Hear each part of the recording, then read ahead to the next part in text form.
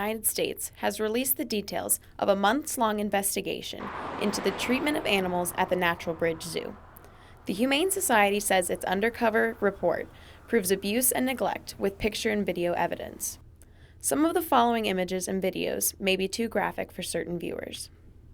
The Humane Society claims the deaths of a pregnant giraffe, camel, capuchin monkey, lamb, and several guinea pigs serve as evidence of mistreatment and abuse. We work across the board in a variety of ways to expose the most egregious practices of cruelty against animals.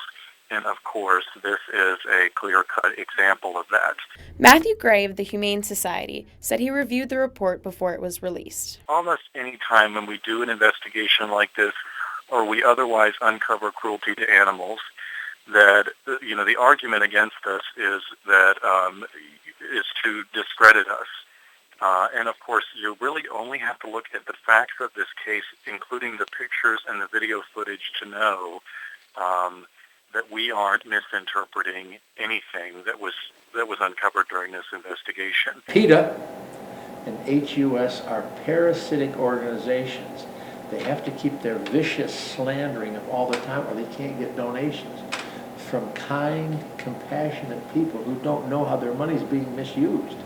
Zoo owner Carl Mogensen said the Humane Society got the footage and pictures through an undercover reporter who worked with his daughter and the tigers while at the zoo. And meanwhile was filming, had kind of a bush jacket on without sleeves where she was keeping her recording equipment.